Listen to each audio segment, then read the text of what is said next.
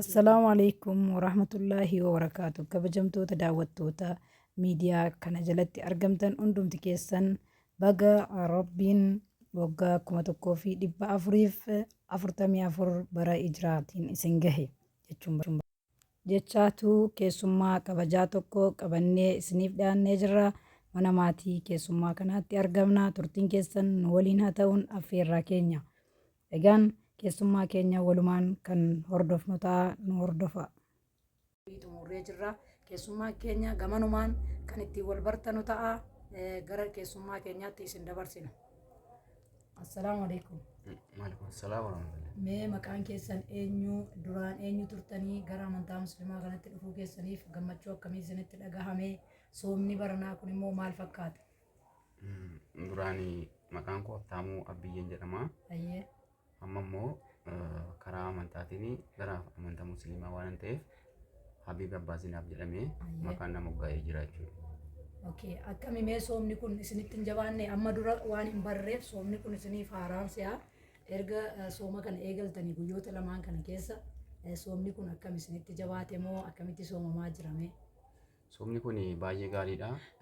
Soomichaan wanti jijjiiramaa jiru baay'eedha waan ta'eef amantiidhaanis amantaa duraanii keessatti sooma akkasiin soomne waan ta'eef karaa kutannoodhaan rabbii wajjin ta'anii soomuudha waan ta'eef karaa qulqulluudhaan rabbiin amantoota wajjin ta'uudhaan soomuudhaan wal biratti dabarsaa jirra waan ta'eef wanti nama rakkisu hin jiru.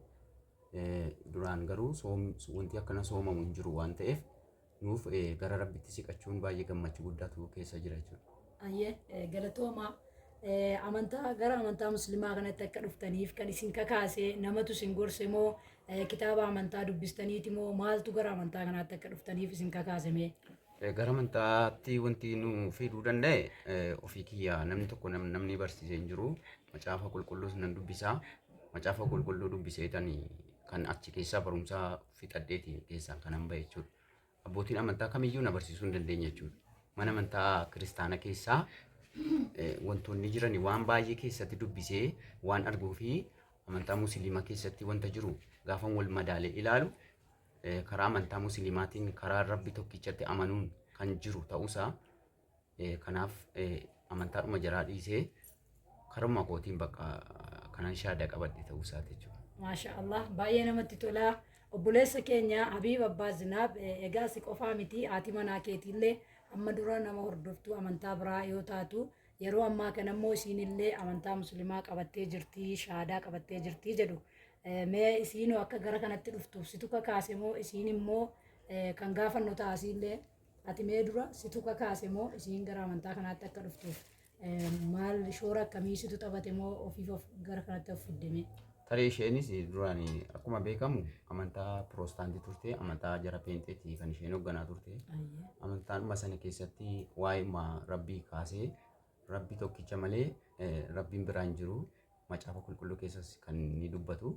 Macaafa qulqulluu hin dubbanna. Amma macaafni qulqulluu guutuun sana bira jira jechuudha. Kanaan gaafa dubbisu rabbiin tokko malee rabbiin lama kan hin jirre ta'uusaa wal amansiise jechuudha. Isheedhaan amansiisee rabbii tokkichatti amanuun wanti nama kafarsiisu wanti nama miidhu hin jiru waan ta'eef rabbiin tokkichatti amanna jenneeti karaan dhugaa karaan sirrii karaa tokkicha rabbii tokkicha quraanatti amanuudha kan inni jedhu jechuudha. Macaafni qulqulluyyuu kanuma jedha jechuudha. Kanaaf isa kana wal amanna. Allahu akbar. Kabajamtoota daawwattoota keenya maasha Allah baay'ee namatti tola. Turtiin nuti obboleessa keenya Habiibii waliin taasisaa jirru akkuma itti fufetti jira. Kana malees haati manaa obboleessa keenya Habiib kunillee amma dura amantaa Pirootestaantii kan hordoftu yoo ta'u yeroo ammaa kana isiinillee amantaa musliimaa gara amantaa musliimaatti dhuftee jirti. Anaa dhufuu baga nagaan dhuftee jenneeni isiillee kan wal isin barsiifnu ta'a. Maqaan isii eenyu isa jedhu isiidhumarraa gara amantaa kanaatti akka dhuftuuf maaltu akkasii kakaase gamanumaan isin affeerree kan isii waliin haasoftanu ta'a. Nu waliin turaan affeerraa keenya. Assalamu alaikum warahmatullahi wabarakatuh. Waalaikum assalam warahmatullahi wabarakatuh. Mee obboleetti maqaan kee eenyu? Hamma dura ituu gara amantaa kanaatti hin dhufin maqaan kee eenyu jedhamta? Erga gara amantaa kanaatti dhuftee hoo eenyu? Maqaan koo Hayimaanota Ileen jedhama. Yeroo amantaa kiristaanaa hordofu amma immoo Imaaniin jedhama. Maasha Allah, tabaarakallah. Imaanii mee gara imaaniitti dhufuudhaaf gara islaamummaatti dhufuudhaaf maaltu si kakaasime? An silumaayyootu dhumaan amantaa kiristaanaa keessa jiru. Mikaa'elii, Gabreelii wantoonni baay'ee rabbi jedhamanii kabajaman ergamoonni akkamitti rabbitu jiru ergamoonni kun guyyaan jaraa kabajamee rabbi jedhamaniis kana nuu godhi jedhamanii jedhamu jechuudhaan gaaffii sammuu koo keessatti uumamaa ture. Rabbi immoo akka inni samaayii ol jiru durii kaasee iyyuu qalbii keessatti nan beeka. Gaaf kana amantii musliimaa keessatti nan jaalladha. Ofumaa kooti akka carraa isaa walitti dhufuurraan kan ka'e na sallamuurraan kan ka'e hamma immoo isaa wajjiniin gara sana deebinee jira. Maasha Allah wa tabaarakallah, Allahu akbar. Kabajamtoota daawwattoota keenya, egaan waan baay'ee namatti tolu yaada akkasii kaasaa jirti. Gabbaramaan rabbiin alatti gabbaramaan biraa akka hin jirre waan hin amaneefin ofumaa kootiifan gara amantaa musliimaatti dhufee nuun jedhaa jirti. Allahu akbar. Baay'ee nama hawwata. Namni amantaa biraa keessa taa'ee waa'ee kana osoo hin gorfamin beekumsa alhamdulillaadha. Akkasii amma obboleettii keenya wajjin illee turtiin keenya kan itti fufu ta'a. Mee erga gara amantaa kanaatti dhufte immoo rakkoo akkamii si mudate moo bal'oodha moo gammachuu qabda moo soommana kanallee soommana haaraa keessa jirtaa? Siif haaraadha soomtee hin beektu amma dura. Mee yeroo soomtu har'a guyyaan sooma lammaffaadha. Gammachuu akkamii, dadhabbii akkamii yookaan immoo maaltu sitti dhaga'ama? Namatti tola. Baay'ee namatti tola. Boqonnaa qaba. Nagaa qaba. Maasha Allah wa tabaarakallah. Egaan namoota amantaa akka kee hamma dura amantaa dukkana keessa jiranuuf dhaamsa akkamii dhaamtamee ati mee? Boqonnaadhuma argachuudhaaf gara amantaa musliimaatti dhufanii jedha. Ayyee kabajamtoota daawwattoota keenya, turtiin keenya akkuma itti fufetti jira. Obboleettiin keenya imaaniin namoota akka koo hamma dura dukkana keessa turan gara kanatti akka dhufanuuf waamichan godhaafi maaliif boqonnaa sammuu namaa kenna islaamummaan mataan isaayyuu nuun jedhaa jirti. Egaan galatoomii ulfaadhu siin jedha. Isa dhumaaf dhaamsa yoo qabaattee hordoftoota amantaa biraaf gara amantaa musliimaatti dhufuu keessaa bu'aa akkamii akka argattee fi maaltu amantaa musliimaa keessatti argama, namoota biroof dhaamsa yoo qabaatte isa xumuraan carraa siif kenna. Utuu gara amantaa musliimaatti dhufanii waan hundayyuu yoo dhaban nagaa qabu waan ta'eedhaaf utuu gara amantaa musliimaatti dhufanii jarumti achitti dhamaa jiranullee toluma dhama'uudha gatii ta'e utuu dhufanii baay'ee natti tolan jedha. Ayyee dhaamsa keeti? Ayyee galatoomi ulfaadhu jazaakallah wa khayran. Atillee obboleessa keenya Habiib mee dhaamsa kee isa dhumaa ummata hordoftoota amantaa muslimaatiin gamanumaan maal jechuu barbaadda? Warreen faallaa amantaa muslimaa deemanillee akka kee amma dura dukkana keessa turanii maal jetta? Dhaamsa akkamii isaaniif dhaamtaa? Carraa isa dhumaan siif laadha. Tarii baay'ee gaariidha. Amma tarii warreen amantaa baay'ee jira. Amantaa kiristaanaa hedduu jira biyya keessa. Yoo xiqqaate amantaa 2000 oltu jira kiristaanuma keessa jechuudha. Maqaan hedduu mogga'eeti kan inni jiru. Ergamtootattis mogga'eeti kan jiru. Wanti kun hundi isaatu macaafa qulqulluu keessa illee rabbiin tokko ta'uusaa, tokkicha rabbitti amanaa, tokko rabbitti bulaa kan jiru kan macaafa qulqulluu keessa jiru waan ta'eedhaaf namoonni baay'een isaanii kitaabas dubbisuu hin dandeenye, baratanii biras waan hin geenyeef sobaniiti kan isaan wantoota hedduu amansiisanii sammuu isaanii burjajeessanii wantoota hin taane irratti amantii isaanii dhiisanii rabbiin illee kan hin yaadanne ta'uusaati jechuudha jarri kiristaanumti jechuudha. Gaafa kanaan jedhu baay'een isaanii rabbiin kan isaan ammaan reefin rabbiin yaadachaa jira jechuudha. Achuma keessa taa'ee kiristaanuma keessa taa'ee waggaa 5 guutuudha kanan achuma keessatti jara wajjin ture jechuudha. Waggaa 5 jara wajjinan ture. Gaafa sanan booda dhiibbaan amantaarraa kan ka'e mana amantaa jaraa deemuu dhiisuu koorraa kan ka'e dhiibbaan hedduun irra gahuu danda'eera jechuudha. Kolleejjii fi yuunivarsiitiiwwan manneen amantaa sana barachuudhaaf illee ergameeti kanan barataa ture jechuudha.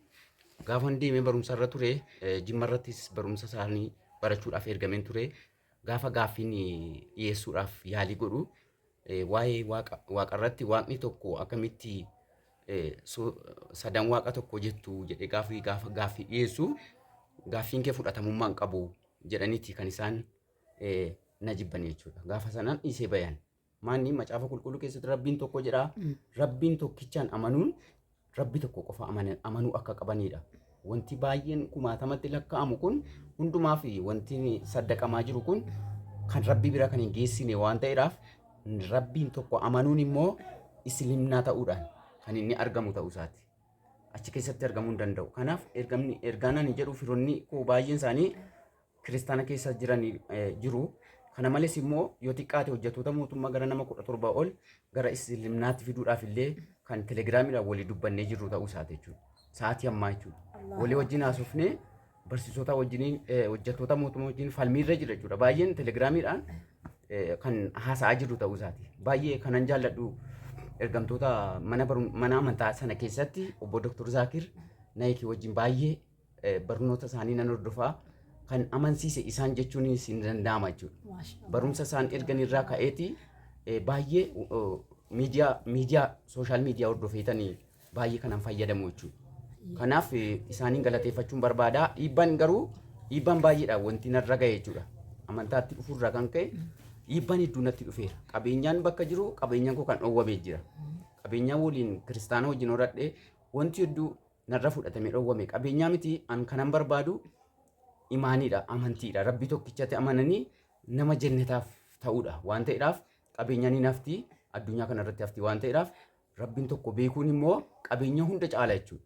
Akkasitti kanan dhiisee rabbi tokkichatti amane kanan jiru ta'uusaa isa kana battalumaan beekuu keessan gaariidha waan jedhu kaasuu barbaadetan. Ayyee obboleessa keenya kabajamoo Habiib Abbaazinaaf hedduu galatoomii ulfaadhu jazaakallahu khairan hammalleen turtiin keenya kan waliin turru ta'a. Akkasuma jechaa kabajamtoota daawwattoota keenya keessummaa taaneellee keessummummaa hin qabnu namoota gara amantaa musliimaatti dhufan kana isaan biratti argamnee shaayee dhugaa buna dhugaa faxirallee faxarree hamma waliin haasawa godhaa jirra nu wajjiniin turan affeerraa keenya kana malees wantoota tokko tokko amma danda'amerraa amma dandeenyerraa hiriyoota keenya mariisiifnee qabannee dhiyaanneetiif jirra isallee kan kenninuuf ta'a nu waliin turan affeerraa keenya kabajamtoota daawwattoota keenya shaayillee dhugaa bishaanillee dhugaa waliin dubbannaa turtiin keessan nu waliin haa ta'uun affeerraa keenya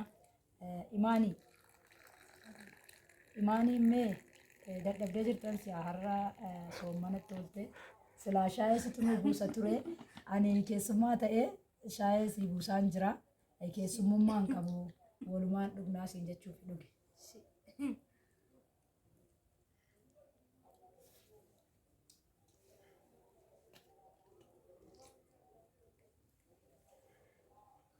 Egaan kabajamtoota daawwattoota keenya nutillee waan qabannee dhufneef obboloota keenya musliimaa akkuma koo dubartoota biyya keessaa fi biyya alaa ta'anii namoonni kun gara amantaa musliimaatti dhufuun isaan gammachiisee nutillee isin bira jirra isinii waliin jirra jechuudhaan jabaadhaa soomaa hamma dandeenyeen qabaanneef yookaan immoo isinirraa dhabneef jennee isinirraa hin hafnu waan qabnurraa isin soomsifnaa jedhanii karaa keessaatiin na dubbisanii hiriyoota kan koo baay'ee galatoomaa jechuun hin barbaada. Isaanii waliin ta'uudhaan wantoota tokko tokko qabannee fi dhufneeti jirra. Silaa kun waan miidiyaa irratti ol baasan illee miti haa ta'u hammuma takka wal jajjabeessuu fi namoonni nurra immoo viidiyoo kana nu daawwatanii kana olitti namoota kana bira dhaabbachuu danda'u jennee waan amannuuf aspeezaa muraasa qabannee fi jirra. Aspeezaa kanallee kan dhiyeessinuu fi ta'a nu waliin turan affeerraa keenya.